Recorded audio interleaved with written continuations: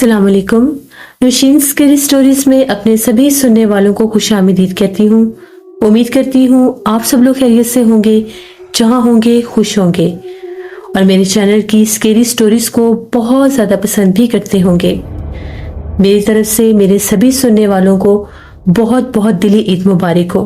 आज आप लोगों के लिए बहुत ड्रामनी कहानी लाई हूँ जिसे आप लोग बहुत पसंद करेंगे। सिलसिला शुरू करते हैं आज की हॉरर स्टोरी का। ये आज की जो पहली हॉरर स्टोरी है मेरे साथ अब्बास शेयर कर रहे हैं। अब्बास कहते हैं हम लोग भेरा के रहने वाले हैं। आज आपके साथ हम लोगों के इलाके के खौफनाक कब्रिस्तान की खौफनाक कहानी शेयर करना चाहता हूँ। वो कब्रिस्तान आसिफ ज़दा क्यों हुआ ये भी इस कहानी में मैं आज आपको बताऊंगा। ये आज से तकरीबन 18 बरस पुरानी बात है। हम लोगों के इलाके में जैसे पुराने महल्ले और पुराने ही मकान हुआ करते थे। वहां पर एक घर खाली हुआ। तकरीबन वो घर 8-10 साल से खाली था। पहले वहां पर कुछ लोग रहते थे, फिर वो घर खाली हो जाता था, फिर उस घर में कुछ अरसे के बाद फिर कोई लोग आते थे, फिर खाली हो जाता था। उसके बाद वो घर जब रेंट आउट हुआ तो वहां पर आने वाली फैमिली 2 साल से उसी घर में रह रही थी, लेकिन वो लोग इतना खास किसी के घर आते जाते नहीं थे। मोहल्ले वाले एक बात हमेशा नोटिस करते थे कि जब भी उनके घर के आगे से गुजरते थे उनके घर से अगरबत्तियों की खुशबू आ रही होती थी, जैसे उनके घर में कोई अगरबत्तियां जलाता है। मोहल्ले के सभी लोग कहते थे कि जब से ये लोग आए हैं पूरे इलाके में अगरबत्तियों की खुशबू फैल गई है। ये सिलसिला यहीं तक नहीं रहा, बढ़ते बढ़ते वाकयात और भी ज्यादा पुरसरार होने लग गए। उनके घर की एक औरत को अक्सर लोग महीने में जब चांद की ढलती तारीखें होती थी कब्रिस्तान की तरफ जाता देखते थे और कब्रिस्तान की तरफ भी शाम के बाद जाता देखते थे। इलाके के पहले तो 1-2 लोगों ने देखा, उन्हें लगा कि शायद यहाँ पर इनके कोई तदफीन होगी, किसी की कोई रिश्तेदार होगा जिसकी कब्र होगी जहां पर जा रहे हैं।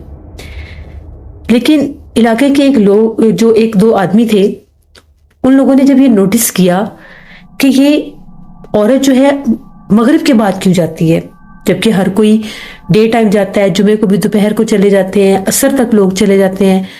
ज्यादातर लोगों की कोशिश होती है कि वो दिन की रोशनी में ही कब्रिस्तान से हुए। उस आदमी को पहले उस पर शक था, फिर उसने उसका पीछा करना शुरू किया तो वो जाकर देखता है कि जैसे वो औरत कब्रिस्तान के अंदर जाकर कभी एक कोने की तरफ जाती थी, कभी दूसरे कोने की तरफ। अब वो बाहर छुपकर सब कुछ देख रहा था। जो ही उसने देखा तो वो औरत जो है एक बिल्कुल अंधेरे वाली साइड पर चली गई और फिर वहां से ऐसे रोशनी आई जिस तरह से वो कुछ जला रही है। उसे पता लग गया कि ये कोई और ही मामला है। उस टाइम तो उसने उसको कुछ नहीं कहा, ना मुखातिब हुआ, ना बुलाया। उसके बाद फिर उसने गोरकन को बताया।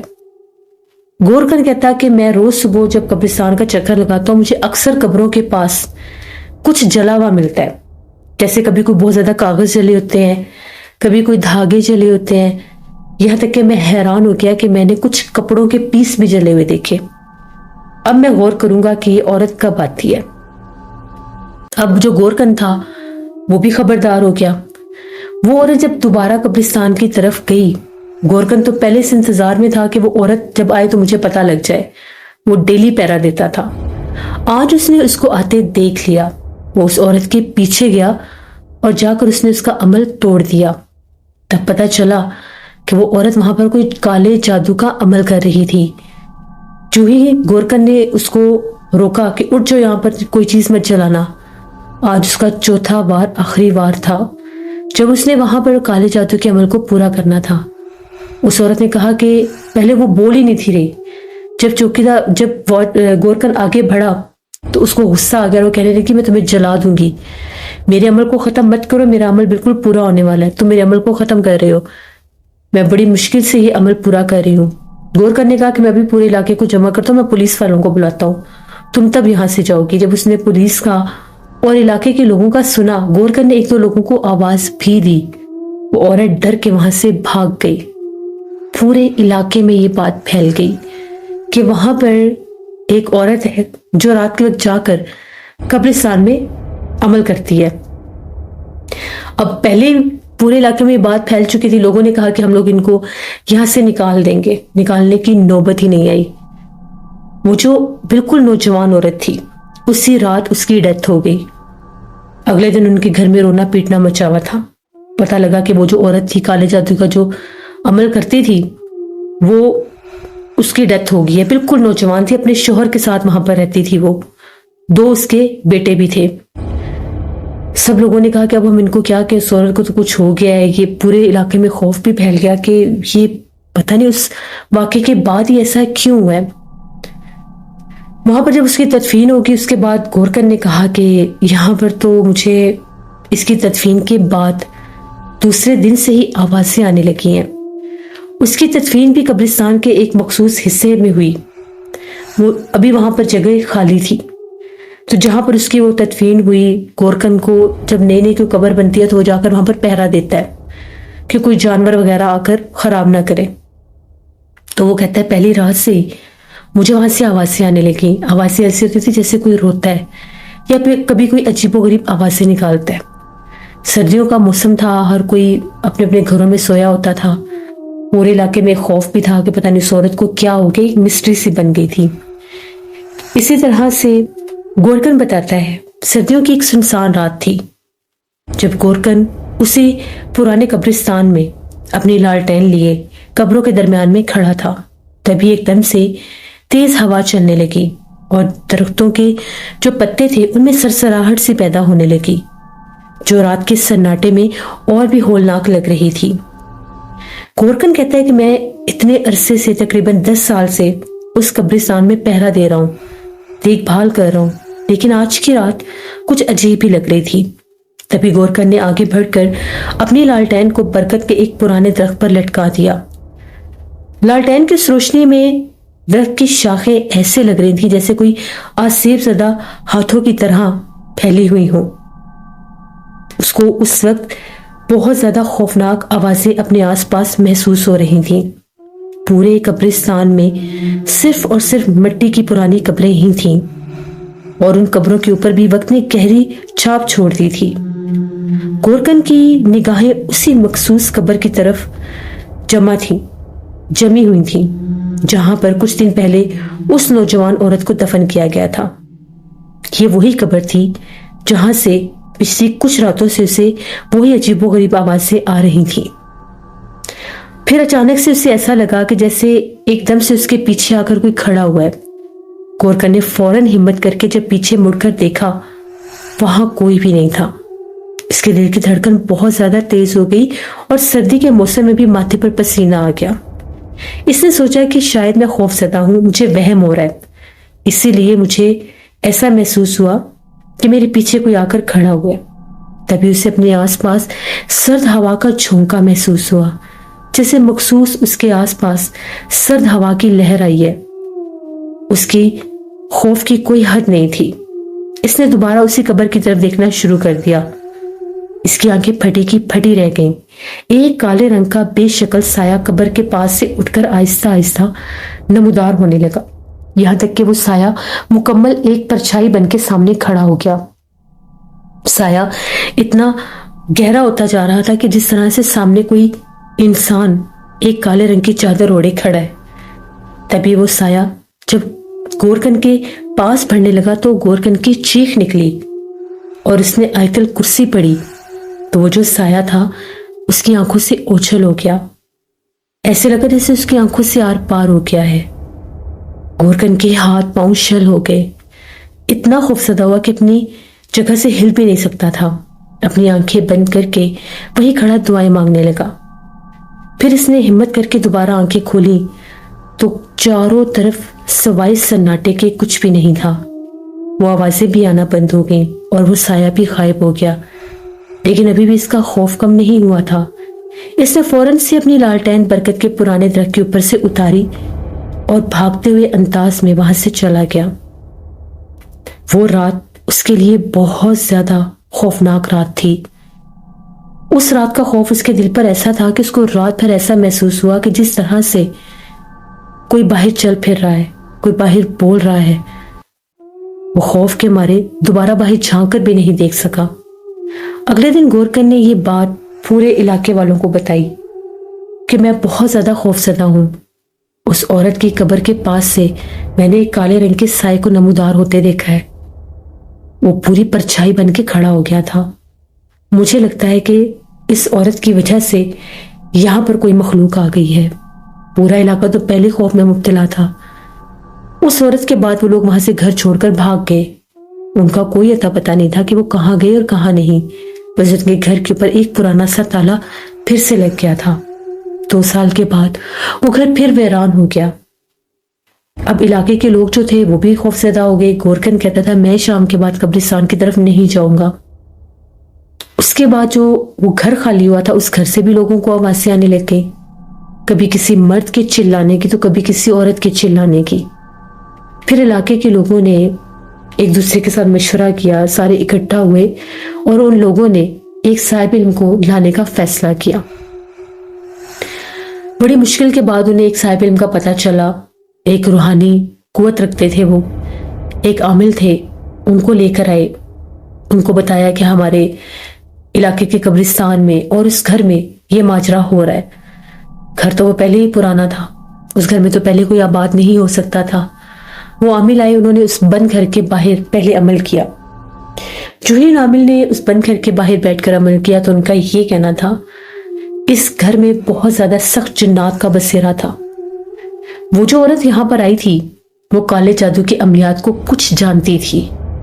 اس نے اس گھر کی مخلوق کو قید کرنے کے لیے ایک چلا شروع کیا ہوا تھا.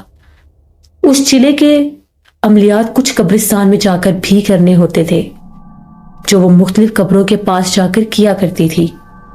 جو ہی اس کا وہ چلا وہ عمل ٹوٹا اسی گھر کی مخلوق نے اس کو جان سے مار دیا. کیونکہ جب کسی کا چلا پورا نہیں ہوتا, جب کسی کا چلا ادھورا رہ جاتا ہے یا ٹوٹ جاتا ہے تو پھر وہ مخلوق جو ہوتی ہے اس پر حاوی ہو جاتی ہے.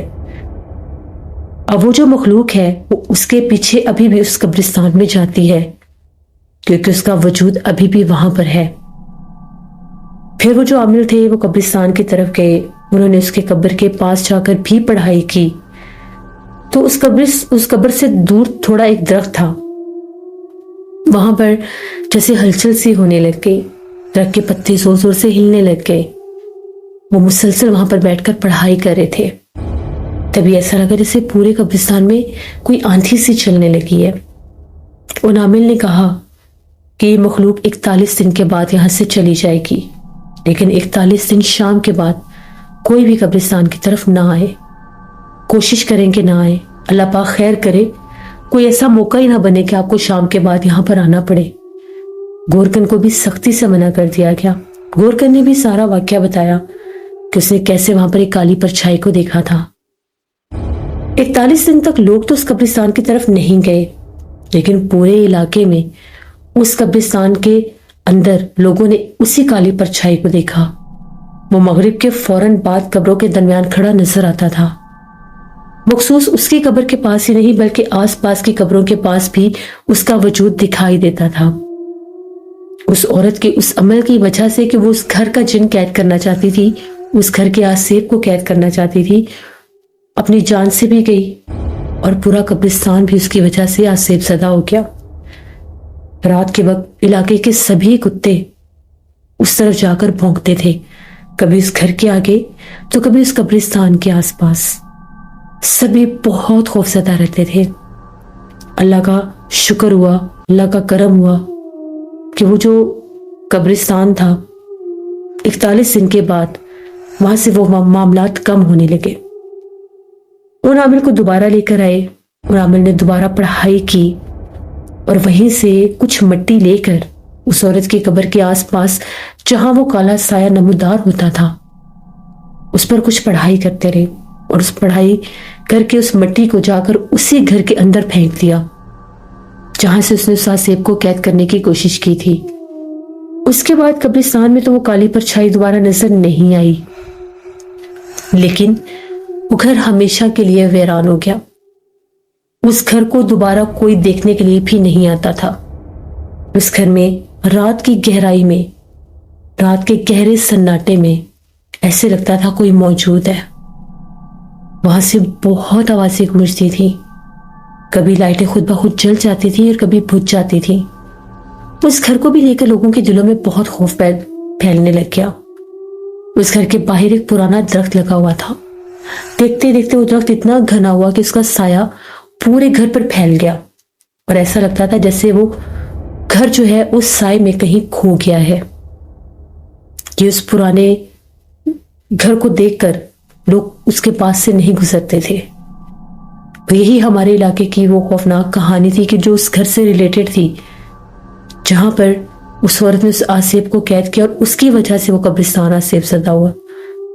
उसके बाद भी लोगों के दिलों में खौफ था और वो कब्रिस्तान की तरफ शाम के बाद नहीं जाते थे, जबकि पहले किसी के दिल में कोई खौफ नहीं होता था, अक्सर लोग चले जाया करते थे। तो ये एक कहानी थी हमारे इलाके की। बहुत शुक्रिया अब्बास साहब का, जिससे मुझे बिल्कुल भी समझ नहीं आती कि लोग क्यों अपनी जान को अजाब में डालते हैं, क्यों काले जादू की अमलियात करते हैं, क्यों ऐसे कामों में उलझते हैं जिनका उनके पास कोई उस तरह का इल्म नहीं होता। सिर्फ अमलियात किताबों से पढ़ लेने से कोई आमिल नहीं बन जाता, इसके पीछे पूरी पूरी जिंदगी की रियासत होती है, तब जाकर बड़े बड़े उलमा कराम और बड़े बड़े आमिल हसरात पैदा होते हैं और बनते हैं। कभी भी ऐसी चीजों में उलझकर अपनी जिंदगी को बर्बाद नहीं करना चाहिए, फिर उसका नतीजा यही होता है कि इंसान अपनी जिंदगी से ही हाथ धो बैठता है या वो मखलूकात उनके दुश्मन बन जाती हैं। हमेशा अल्लाह से रहम मांगना चाहिए। ये थी आज की नुशीन्स की स्टोरी की न्यू एपिसोड। उम्मीद करती हूँ आप लोगों को पसंद आई होगी। आप लोग भी अपनी हॉरर स्टोरीज शेयर कर सकते हैं डिस्क्रिप्शन बॉक्स में दिए गए ईमेल आईडी nushinbet57@gmail.com पर। इसके अलावा आप लोग मुझे कमेंट बॉक्स में भी स्टोरी शेयर कर सकते हैं। मेरे जो नया चैनल है रात की कहानियां, उस पर बहुत हॉरर स्टोरीज आती हैं, उसको भी विजिट करें। आप लोगों को उसका लिंक कम्युनिटी टैब में मिल जाएगा। वहां पर बहुत ड्रामी स्टोरीज में जिस दिन खौफनाक कहानियों पर स्टोरी आती है, उसी रात 10 बजे मेरे इस नए चैनल पर भी स्टोरी आती है। उसको भी विजिट कीजिए और सब्सक्राइब कीजिए। अपना बहुत सा ख्याल रखें। गर्मी बहुत ज्यादा है, गैर जरूरी घरों से बिल्कुल बाहर मत जाएं। कोशिश करें कि घरों के अंदर ही रहें। इंशाल्लाह परसों फिर मुलाकात होगी किसी नई स्केरी स्टोरी में। जहां रहें खुश रहें। Thank you for listening my stories. Stay tune. Allah Hafiz.